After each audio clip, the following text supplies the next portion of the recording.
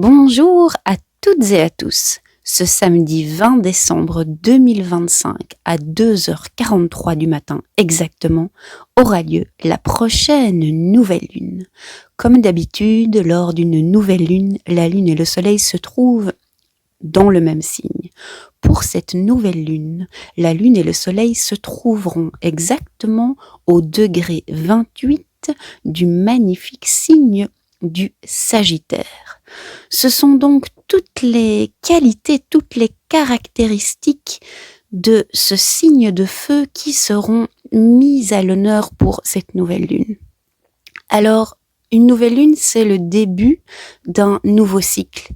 Et je trouve ça génial que cette année, la nouvelle lune tombe si proche du solstice d'hiver. Le solstice d'hiver aura lieu exactement le lendemain, donc le dimanche 21 décembre à 15h.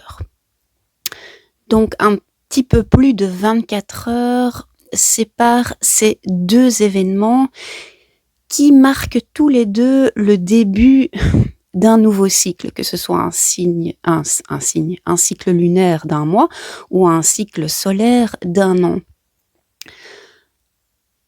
Le solstice d'hiver, c'est la nuit la plus longue de l'année. C'est le moment, en fait, où la lumière revient. On atteint le fond du fond, au niveau lumière, bien sûr, et puis chaque jour commence à redevenir un peu plus long et on a droit à un petit peu plus de lumière du soleil, chaque jour quelques minutes en plus, ou plus ou moins. Les particularités du signe du Sagittaire, c'est que c'est le signe le plus lié à l'optimisme, à l'expansion, à la recherche continuelle de la croissance et de l'amélioration. Mais ici, pour cette nouvelle lune, pour le solstice d'hiver, pour le sabbat de Yule, pour le retour de la lumière, j'ai vraiment envie de mettre tout le focus sur le côté optimiste du Sagittaire. En fait, pour ce retour de la lumière, pour le cycle des saisons, il n'y a rien à faire en fait. Il n'y a rien à faire pour que la lumière revienne. Les cycles sont les cycles. La Terre tourne. La Terre tourne sur un axe. Un peu skive comme ça, ce qui fait qu'on a des saisons. La Terre tourne autour du Soleil. Tout ça mis ensemble fait que on a des moments plus sombres et on a des moments plus lumineux. Et quelque part, ça remet un peu en question, bon là je pousse un peu loin, mais c'est le retour de la foi, c'est le retour de l'espoir, c'est le retour de la joie et de l'optimisme. Mais en même temps, qu'est-ce que la foi vient faire là-dedans ? Si on explique totalement le cycle des saisons par, entre guillemets, de la géométrie, des mathématiques, par de la physique. Donc soit on peut regarder les choses de cet angle-là et dire allez vous cacher avec votre fête de la lumière et avec le fait que le roi chêne reprend le lead sur le roi Ou et qu'il va régner sur le monde pendant 6 mois. Blablabla. Mettez tout ça à la poubelle, les gars, c'est juste de la physique, c'est juste pas de l'astrologie, mais de l'astronomie. Oui, on peut se dire ça, ou on peut se dire, on peut s'en inspirer, se dire, en fait, pour que la lumière revienne, qu'est-ce que j'ai à faire, moi ? Qu'est-ce que j'ai à faire, moi, si ce n'est à avoir confiance dans les lois de l'univers ? Que ça soit les lois physiques, scientifiques, ou que ça soit les lois spirituelles. Et croyez-moi, les amis, un jour, tout ça va être mis ensemble et être réconcilié. Bon, ça c'est mon avis, mais ça n'engage que moi. Donc me voilà partie sur un chemin bien philosophique, comme un bon Sagittaire. En gros, ce que je vous propose de faire pour cette nouvelle lune, c'est de faire de l'eau de lune. Vous sortez votre carafe d'eau minérale vendredi. Mais vous ne la récupérez pas samedi, vous la récupérez dimanche soir pour que vraiment cette eau de lune se nourrissent des énergies positives, de l'optimisme du Sagittaire, mais aussi du solstice d'hiver qui annonce le retour de la lumière. Donc vraiment, faites en sorte que cette eau, elle se charge de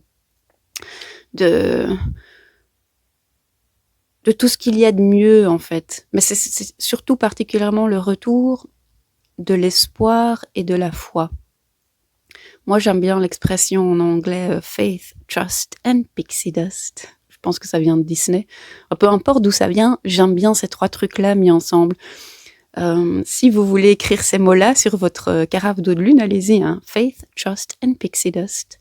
Si vous voulez mettre une carte de tarot pour renforcer encore plus le pouvoir de cette eau de soleil, lune, sagittaire, solstice, eh bien vous pouvez mettre la carte de l'arcane majeur de l'étoile, qui symbolise aussi le retour de l'espoir et une sorte de guidance divine. Vous savez que vous êtes guidé par votre bonne étoile pour mettre en place, entre guillemets, les bonnes actions. Enfin, si vous devez passer à l'action, c'est pas du tout une obligation, mais il y a dans la carte de l'étoile cette notion d'être guidé et d'être bien guidé. Voilà, ça c'est encore un truc. Cette eau de lune, soleil, solstice, retour de la lumière, retour de l'espoir, retour de la foi, faith, trust and pixie dust. Nous allons particulièrement l'utiliser pendant notre rituel pour le sabbat de Yule, donc qui est l'autre nom du solstice d'hiver. C'est la 3e fois que j'organise ce sabbat. La première année, j'avais vraiment focalisé la fête sur, on va dire, les chants et les traditions plutôt du côté des Vikings. Alors pourquoi ? Parce que vers le nord, le solstice d'hiver, c'est là où ça a le plus d'importance, parce que là, vraiment, ils ont vraiment une nuit hyper longue, une journée hyper courte par rapport à l'équateur, où c'est 12 heures tout le temps. Donc, je pense que pour eux, cette notion de solstice d'hiver est bien plus importante, bien plus ancrée dans leur ADN, dans leurs cellules. Et donc, j'aimais bien m'inspirer de coutumes vikings. L'année dernière, j'avais basé tout le rituel sur les propriétés magiques ou des flocons de neige. Parce que il y a un peu ce mythe qui dit que chaque flocon, enfin c'est à moitié un mythe, à moitié pas vraiment un mythe, chaque flocon de neige est unique et fait appel à la magie de la géométrie sacrée. Et donc nous étions allés voir tout ce que nous avions vraiment de particulièrement unique, authentique, mais vraiment personnel à nous, qui nous appartient en tant qu'être humain incarné dans la matière, incarné ici sur Terre, avec une personnalité, avec un ego. Pourquoi est-ce que nous, on a choisi de s'incarner tel qu'on est ? Et quelle est notre magie à nous ? Ça, c'était l'année dernière. Cette année, le thème sera le retour de la lumière, mais plus particulièrement le retour de l'espoir et le retour de la foi. Et le retour dans une espèce de certitude comme ça, que quand on reçoit des messages, que ce soit de nos guides, de nos anges gardiens, de qui vous voulez, ou de notre intuition, eh bien de retrouver la foi et la confiance pour arriver à suivre tous ces conseils qu'on reçoit. Parce que je peux dire de manière générale que, c'est le cas pour moi, c'est aussi le cas pour les personnes qui participent à mes rituels, nous ne manquons pas trop d'intuition. On n'a pas trop de mal à recevoir des messages. Ça, c'est un truc qui est complètement magique aussi quand on fait des voyages, pas pour soi, mais pour les autres. C'est stressant parce qu'on se dit, oh là là, je vais peut-être pas recevoir, je le fais pour quelqu'un d'autre, donc on a une pression en plus de bien faire, mais en même temps, on n'a pas trop notre mental qui vient nous jouer des tours, parce qu'on sait que ce qu'on va voir, ça doit pas vouloir dire quelque chose pour nous, ça doit vouloir dire quelque chose pour quelqu'un d'autre. Donc il y a cette espèce de mélange qui fait que quand on voyage pour quelqu'un d'autre, les messages qu'on reçoit sont toujours tellement d'une justesse incroyable. Moi, c'est vraiment une des parties des rituels qui me donne à fond confiance et foi en, en chacun de nous, en fait. Et au fait que chacun de nous peut être comme ça, tellement bien connecté.